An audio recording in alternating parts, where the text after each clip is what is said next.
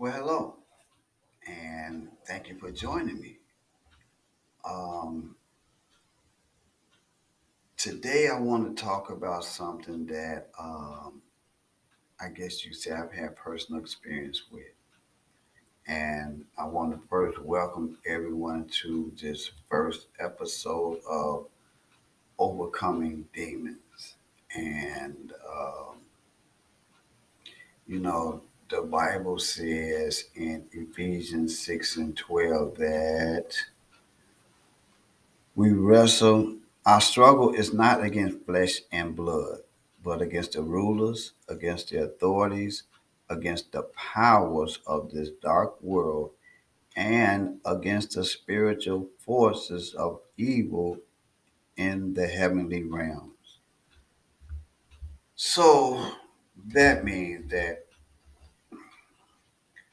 we are not struggling or um,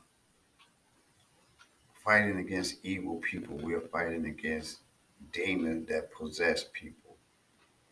And this episode is concerning the effects demons have in our lives. And when I say our lives, I really mean the effect the demon had in my life, particularly. I was a substance abuser for over 30 years. So, to be accurate, I was demon possessed for that entire time. And when you're struggling to resist the effects of demons, it's hard to do individually. It takes help. For me, it took prayer and persistence and determination and willpower. But most of all, it took divine intervention. And today I want to share a story that I wrote, and I actually posted this on the Spotify platform, so you can go to it and hear a version of this story. But the name of the story is, well, the story is about a man who fell into a hole. And it's a symbolic story, but this man represents me, and it probably represents others who have struggled with substance abuse. Uh, those that have chosen the path to substance abuse. I'm pretty sure they can relate to this story. So, this is the story of the man who fell down into a hole.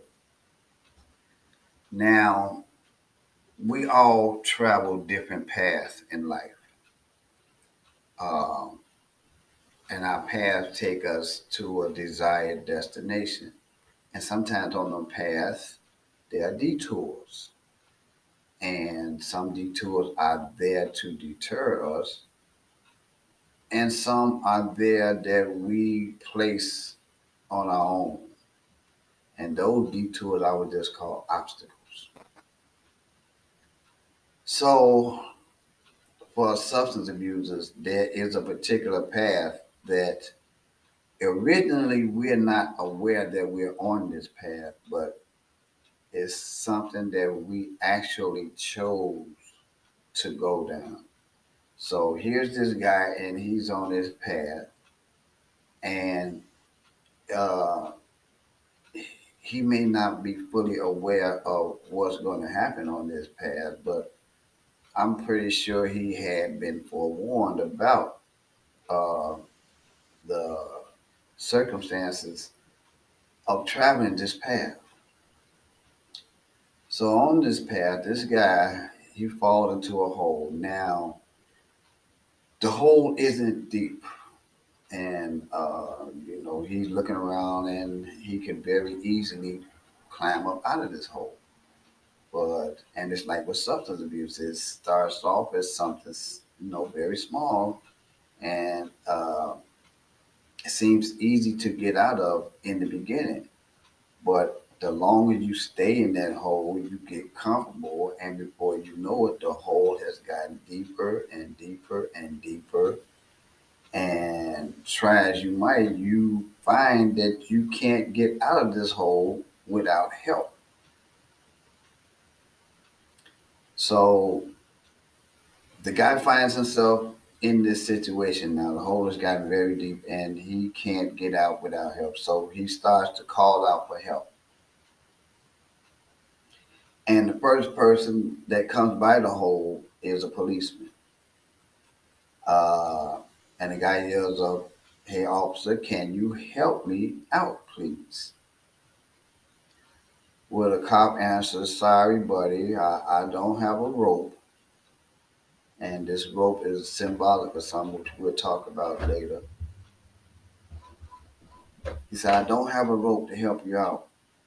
Now, the policeman's job is to serve and protect.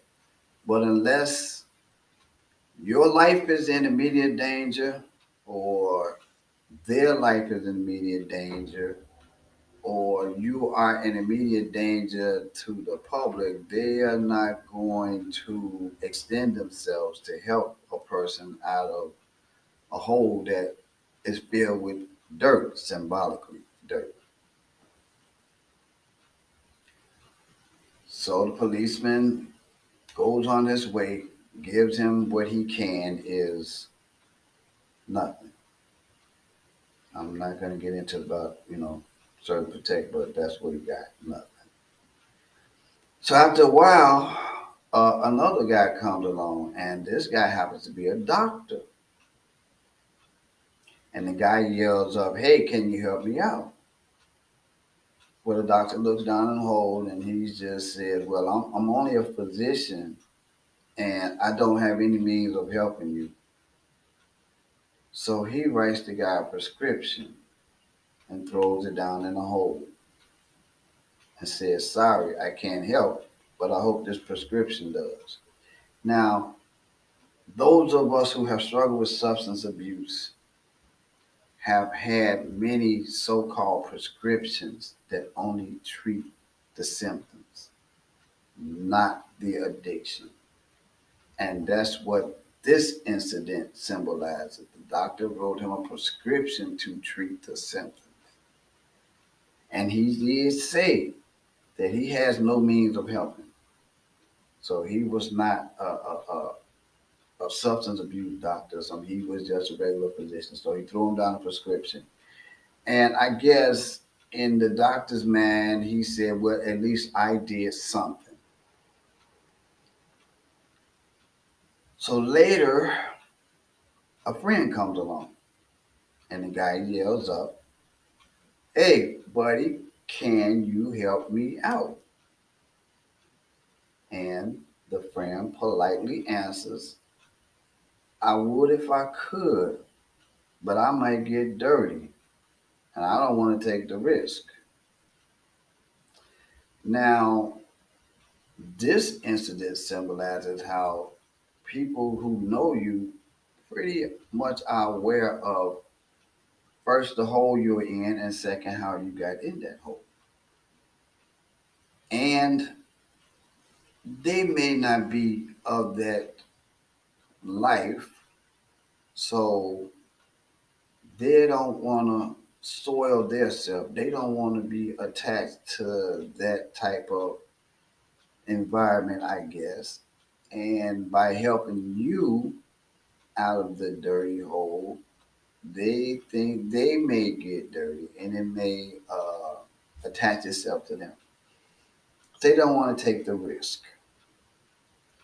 So the friend realized this and said, "Okay, but are you thirsty?" And he throws him down a bottle of water. He makes an effort.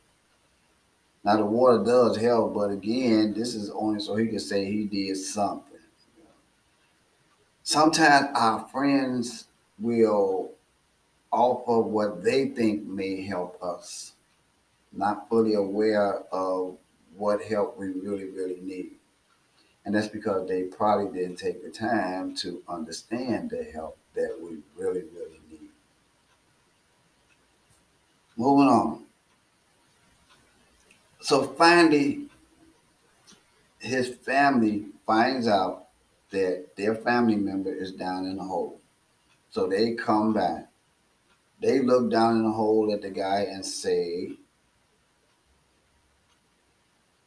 well, they come along and when they look down the hole, the guy looks up at them and says, I'm glad you guys came along. And I'm pretty sure he was really, really hopeful at this point because these are family members. Now, can you help me out? The guy asked. Now, the family members want to know, why did you let this happen? How did you not see this hole? Weren't you warned about this? And I'm pretty sure some of them may have warned him about this. They are aware that in this instance, the man fell into the hole due to his negligence. And he needs to figure out himself how to get out of the hole. I'm not going to say all family members do this, but a lot of them do. And true, it might be because of something that, for instance, this guy in the hole, who's the hole representing abuse, has uh, done some things that he shouldn't have done to his family members, or he's hurt them in some way. But the truth is, it really doesn't matter at this point. He's reaching for help, and uh, I'm pretty sure that they figure that they don't know how serious he is, but the fact that he is asking for help means that he needs help, that he wants help, at least at that point.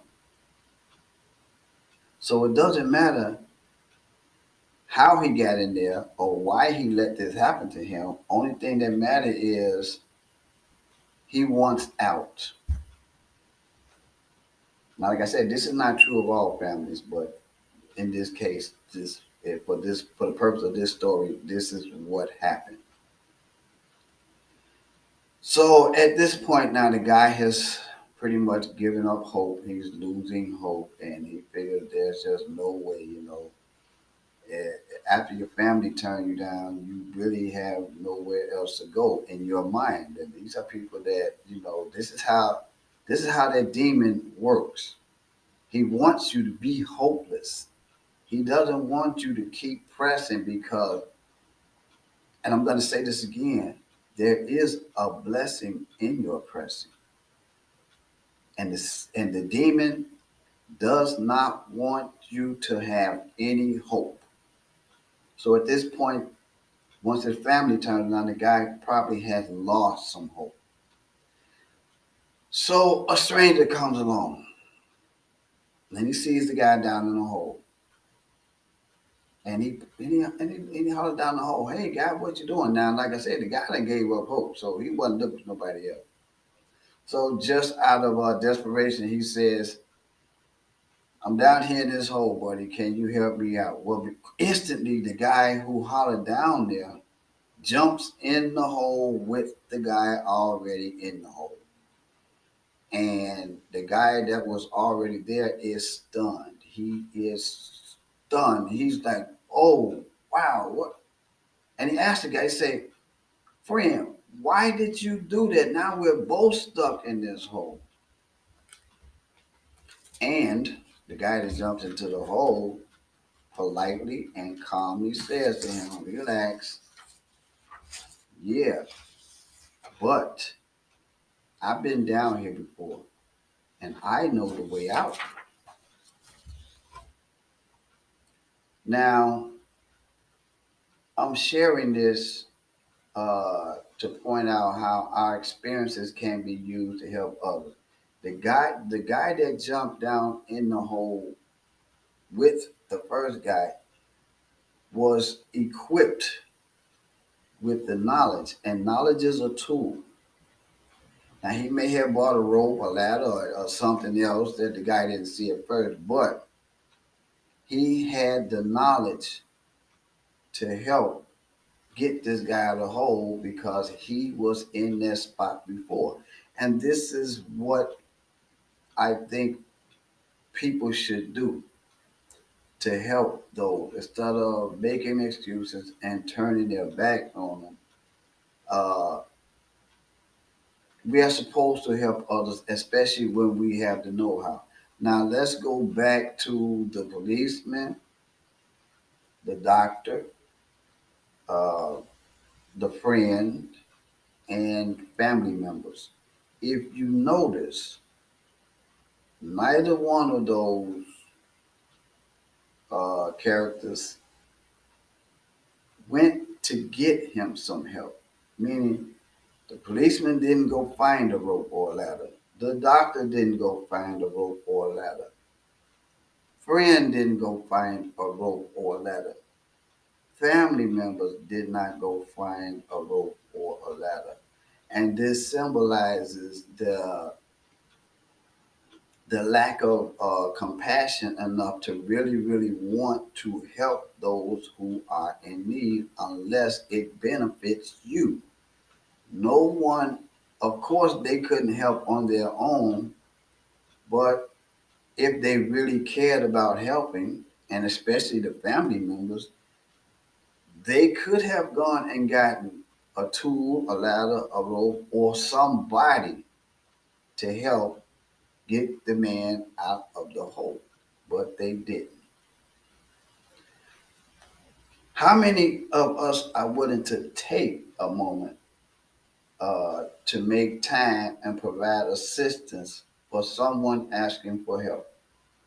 Doesn't have to be someone using drugs or on substances. It could be anybody asking for help. It could be a poor person on the street. Now, notice in this tale, those that could not or were willing to help, didn't even offer to find someone who could help. And help can come in various ways, but it's always guided by the Spirit.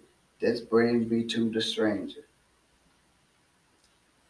It's quite possible that this stranger was divinely motivated and the Spirit led him to that hole. And because the man in the hole kept asking for help, that's why I said there's a blessing in your pressing. Eventually, the right person came along to help him in a way which he now can in turn help someone else. He can use what the guy helped, he can use what the guy used to help him out to now in turn go and help someone else out when he runs across someone in a hole that's struggling. You can say this entire event was uh, divinely orchestrated. Even though it's not true, this is what the story is about. Jesus came to show us the way, and the Holy Spirit remains to continue to light the path. Everyone was born with a light. We just have to figure out how and when to use it. Thank you all for watching. Again, I want to thank you. And I would like for those who haven't already to like, share, and even subscribe to the uh, YouTube page where you can see more of these because I will be posting more of these.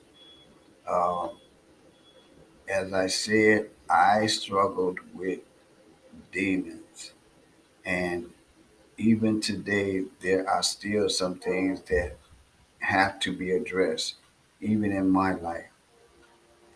And by sharing videos like this, it helps me to address those things that I believe that I am supposed to do. So again, thank you all for watching and stay tuned and be on the lookout for the next video from Overcoming Demons.